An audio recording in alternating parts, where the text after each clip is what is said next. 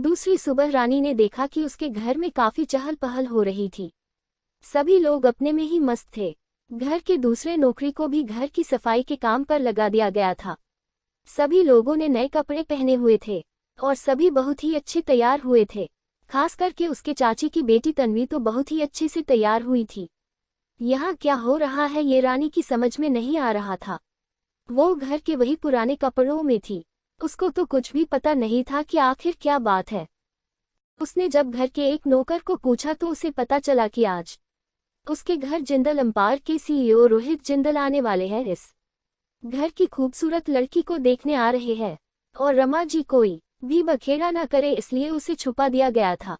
रानी को तो कुछ भी समझ ही नहीं आया कि आखिर ये लोग इतने बावले क्यों हो रहे हैं। तभी बाहर एक साथ कई ब्लैक कलर की गाड़ियां आकर रुकी और उसमें से एक साथ कई ब्लैक कलर की ड्रेस में सजा बॉडीगार्ड बाहर आए और रोहित की कार का डोर खोला और उसे ग्रीट करते हुए एक तरफ खड़े रह गए। रोहित ने आज ब्राउन और ब्लैक कलर का 3 पीस सूट पहना हुआ था। वो बहुत ही डेसिंग और हैंडसम लग रहा था। उसे ग्रीट करते हुए अखिल जी और अशोक जी दोनों ही आए और उसे सोफे पर बैठने को कहा। आपके बारे में बहुत सुना है हमने, मगर आपको आज पहली बार देखा है। अखिल जी ने खुश होते हुए कहा, मेरे पास फिजूल की बातों के लिए टाइम नहीं है। मैं आज यहाँ आपकी बेटी का हाथ मांगने आया हूँ और मैं जल्द ही शादी भी करना चाहता हूँ। रोहित ने सभी को नजरअंदाज करते हुए कहा, ये तो बड़ी ही खुशी की बात है हमारे लिए और मेरी तन्वी की तो किस्मत ही खुल गई। विद्या जी ने खुश होते हुए कहा। तन्वी तिरछी नजरों से रोहित को देख रही थी और मन ही मन खुश हो रही थी। उसने आज लाइट येलो कलर का लहंगा पहना था। वो धीरे से आगे आने लगी और उसके हाथ में चाय की ट्रे थी।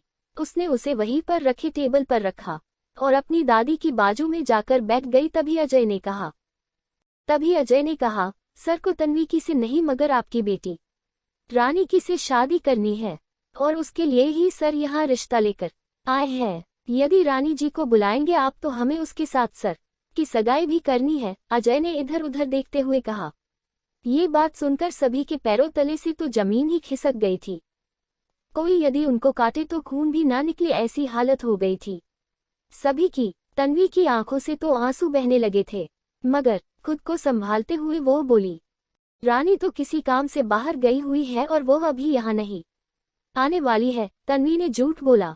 तभी रामजी आती है और अपने साथ रानी को लेकर वो आई और बोली, रानी यही है, वो कहीं नहीं गई है। रामजी ने सभी को घूरते हुए देखा और रानी को रोहित के सामने बैठा दिया। रोहित ने देखा कि रानी ने पुरानी हो गई हो ऐसी पिंक कलर की ड्रेस पहनी हुई थी। बाल भी कुछ बिखरे हुए थे। उसके गाल पर आटा लगा हुआ था और थोड़ा आटा उसके खुले काले गहरे लंबे बालों पर भी। रानी की नजरों में बहुत सारा दर्द भरा हुआ था। उसके खामोश होठ पर बहुत सारी बातें दबी हुई थी। रोहित खड़ा हुआ और अपनी जेब से रुमाल निकालकर रानी के बालों को और गाल को साफ करते हुए मुस्कुराया और फिर उसकी उंगली में एक सच्चे डायमंड की सोने की अंगूठी पहना दी। वहां पर खड़े सभी लोगों ने तालियां बजाई। रानी ने भी रोहित को अंगूठी पहनाई। उसने रोहित को देखा और फिर अपनी नजरों को झुका लिया। उसकी नजरों से गिरते आंसू की बूंदों को भिनाश अपनी उंगली पर महसूस किया था। अभी सर चाहते हैं कि रानी जी उसके साथ जाए और उसे जो भी चाहिए वो शॉपिंग कर ले। अजय ने सभी को देखते हुए कहा। कुछ ही देर में रानी को लेकर रोहित अपने ही शॉपिंग मॉल में आ गया और उसको बहुत सारी शॉपिंग करवाए और दोनों साथ में ही खाना खाने बाहर गए। रोहित ने उसको आर नाम का एक डायमंड वाला हॉट शेप का पेंडल गिफ्ट किया और फिर उसे उसके घर पर छोड़ गया। 2 दिन बाद का शादी का मुहूर्त था, इसलिए वो खुद भी अपनी शादी की तैयारी में लग गया था। मेहंदी की रस्म के बाद संगीत की रस्म थी और उसके बाद हल्दी की रस्म। दूसरी ही शाम को रोहित हजारों लोगों के साथ बारात लेकर आया और बड़ी ही धामधूम से उसकी शादी संपन्न हुई। मीडिया वाले भी आए हुए थे, बहुत बड़े फिल्म स्टार भी आए हुए थे, बिजनेसमैन और गैंगस्टर भी आए थे। रोहित एक बहुत बड़ा बिजनेसमैन था। रमा जी के गले लगकर रानी बहुत ही रोई। रमा जी ने रानी के हाथ को रोहित के हाथ में देते हुए कहा, रोहित बेटा, मेरी इस बच्ची ने बचपन से बहुत कुछ सहा है। उसे तड़पाने वालों ने कभी कोई कमी नहीं छोड़ी है। बहुत पीटा है और कई बार भूखा भी रखा है। बहुत दर्द सहा है मेरी बच्ची ने। मैं आशा रखती हूँ कि तुम इसको खुश रखोगे और इसका ख्याल रखोगे। रमा जी की आंखों से आंसू बह निकले। मैं इसका ख्याल रखूंगा बुआ जी, आप इसकी फिक्र ना करिए। रोहित ने बुआ जी के पैरों को छूते हुए कहा। रानी नहीं जानती थी कि उसकी जिंदगी तो इससे भी बदतर होने वाली है, और उसने एक डेविल से शादी की हुई थी जिसने बदले आग में जलते हुए उसकी जिंदगी को जलाकर राख बनाने की पूरी तैयारी की हुई थी। दूसरी तरफ तन्वी के साथ साथ सभी लोगों को रानी की बहुत ही जलन हो रही थी। उनके लिए तो जैसे उसी के सिर पर आसमान आकर टूट गया था। सभी लोग रानी को गालियां दे रहे थे। आखिर क्या चल रहा है रोहित के दिमाग में? क्या वो रानी को छोड़ देगा? क्या होगा आगे, जानने के लिए जुड़े रहे मेरी कहानी के साथ। रोहित और रानी का बड़े ही रीति रिवाजों के साथ गृह प्रवेश किया गया। मुंह दिखाई की रस्म को सुबह करने की बात दादा जी ने कहा। रानी को रोहित के बेडरूम तक अजय और उसकी बहन राधिका लेकर आए और फिर चले गए। रानी का तो दिल जोर जोर से धड़क रहा था। उसने अपनी बढ़ती हुई धड़कनों पर काबू करते हुए खुद को बड़ी ही मुश्किल से संभाला था। वो बेड के ऊपर बैठ गई और रोहित का इंतजार करने लगी।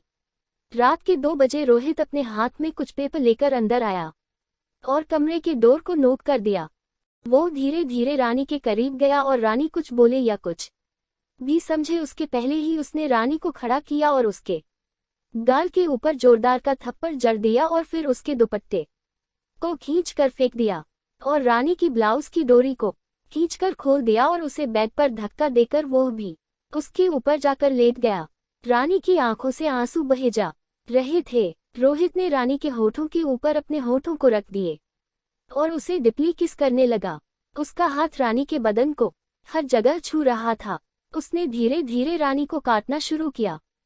रानी को कई जगह काटने के कारण बहुत दर्द हो रहा था। उसकी चीखें पूरे कमरे में गूंज रही थी। रोहित ने रानी को बहुत ही मारा और फिर उसके हाथों को बंध दिए और फिर उसके साथ जबरदस्ती करने लगा। आधे घंटे में रानी ने अपनी वर्जिनिटी को खो दिया था।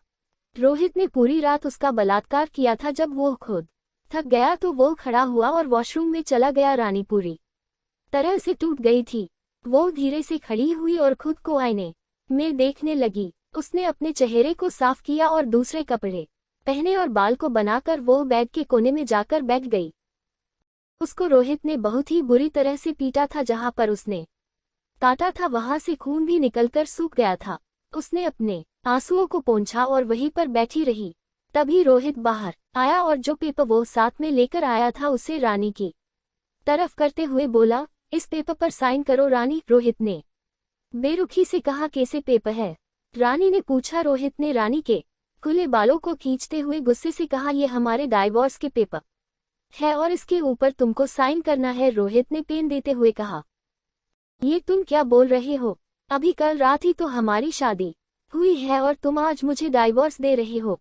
आखिर क्यों? मेरा कसूर क्या है? रानी ने आंसू भरी आंखों से रोहित को देखते हुए पूछा, तुम्हारा कसूर ये है कि तुमने मुझे सबके सामने थप्पड़ मारा था और रोहित जिंदल को आज तक किसी ने आंख ऊंची करके देखने की जुर्रत भी की है और तुमने उस बूढ़े के लिए मुझे थप्पड़ मारा। तुमने क्या सोचा था कि मैं वो सब कुछ भूल गया हूँ और तुमको चाहने लगा हूँ? क्या हो तुम, जिसका खुद के घर में भी कोई मान नहीं, जिसका कोई भी स्टेटस नहीं? ऐसी लड़की से मैं रोहित जिंदल शादी करूंगा। रोहित ने रानी के मुंह को जोर से दबोचते हुए कहा, मुझे नहीं पता था कि तुमको मेरी इस बात का इतना बुरा लग जाएगा। मैं तुमसे माफी मांगती हूँ रोहित, मगर मुझे यूँ डाइवोर्स न दीजिए। मैं आपके आगे हाथ जोड़ती हूँ, मैं आपके पैर पड़ती हूँ। रानी ने रोहित के पैरों को पकड़ते हुए कहा। रोहित ने रानी को अपने हाथों से खड़ा किया और फिर उसे मरते हुए बोला, यदि तुमने डाइवोर्स पेपर को साइन नहीं किया तो तुम्हारा पूरा परिवार बर्बाद हो जाएगा। तुम्हारी वो बहन तन्वी कोठे की रौनक बनकर रह जाएगी और बाकी के सभी लोग भीख मांगते को मजबूर हो जाएंगे। बोलो, क्या तुम ये सब कुछ चाहती हो या इस पेपर पर साइन करती हो? रोहित ने रानी को घूरते हुए पूछा। अपने परिवार के लिए वो कांपते हुए हाथों से वो पेपर उठाती है और उसके ऊपर साइन कर देती है। रोहित उनके हाथ से वो पेपर छीन लेता है और रानी को धक्का देकर बाहर निकल जाता है। रानी वहीं पर बैठ गई और घुटनों के बीच खुद को छुपाकर रोने लगी। तभी रोहित फिर से कमरे में आया और बोला, दादाजी की खुशी के लिए ही मैंने तुमसे शादी की थी। इसलिए उसे भनक भी नहीं लगने चाहिए कि हमारा डाइवोर्स हो चुका है। अभी जो भी रस्में बाकी है उसे मुस्कुराते हुए पूरा करने चलो, और खबरदार जो किसी को भी कुछ भी पता चला तो मैं तुम्हारे पूरे खानदान को गायब ही करवा दूंगा। चलो अब तैयार हो जाओ और नीचे आ जाओ। रोहित ने रानी को कपड़े और गहने देते हुए कहा। रानी ने अपने परिवार को बचाने के लिए अपने जख्मों को, अपने दुख को, अपनी तकलीफ को, सबको अपनी झूठी मुस्कान के पीछे छुपा लिया और वो तैयार होकर नीचे आ गई और उसे लेकर राधिका रोहित की बाजू में उसे बैठा देती है और उसके चेहरे को घूंघट में छुपा देती है। 1 घंटे तक मुंह दिखाई की रस्म चली। फिर उसको लेकर राधिका किचन में आई और उसे पहली रसोई में जो भी उसे मीठा बनाना आए वो बनाने को कहा और फिर वो से चली गई। रानी ने 2 घंटों में बहुत सारी खाने की डिशेज को बना दिया। उसे मालूम नहीं था कि गाजर का हलवा रोहित का पसंदीदा है। उसने साथ में करी और चावल बनाए, आलू और मटर की सब्जी भी बनाए और साथ में पुरिया और बूंदी का रायता भी बनाया था। रानी के बनाए हुए खाने की खुशबू पूरे घर में छा गई थी। सभी एक साथ डाइनिंग टेबल पर आकर खाना खाने बैठ गए। सभी को रानी का बनाया हुआ खाना बहुत ही पसंद आया था। रोहित को भी गाजर का हलवा बहुत ही पसंद आया था। सभी लोग खाना खाकर बहुत ही खुश हुए। जब रानी फ्री हुई तब रात के 8 बज गए थे और वो अब बहुत ही थक गई थी, इसलिए वो बेड पर जाकर लेट गई और कुछ ही पल में उसकी आंखें लग गई। उसने सुबह से कुछ भी नहीं खाया था, मगर अभी वो बहुत ही थक गई थी तो उसकी आंख लग गई थी। वो नहीं जानती थी कि रोहित उसको ही घूरते हुए देख रहा था। रोहित को ये देखकर गुस्सा आ गया। उसने अपने कमरे को बंद किया और सोती हुई रानी को घसीटते हुए जाया और उसके ऊपर वो भूखे शेर की तरह टूट पड़ा। उसने रानी के कपड़ों को निकालकर इधर उधर फेंक दिया और उसको अपनी बाहों में भरकर उसके साथ फिर से वो इंटीमेट हो गया। रानी की चीखें सुनने वाला वहां कोई नहीं था। उसके आंखों से आंसू बह निकले। एक बार फिर वो अपने ही पति के बलात्कार की भोग बनी थी। रोहित ने उसे रात के 3 बजे छोड़ा और फिर वो आराम से जाकर सो गया। आखिर कब तक रानी यूं ही रोहित की नफरत को सहेगी? तब तक रोहित रानी के मारे थप्पड़ का बदला लेगा। क्या होगा रानी की जिंदगी में आगे जानने के लिए जुड़े रहे मेरी कहानी के साथ।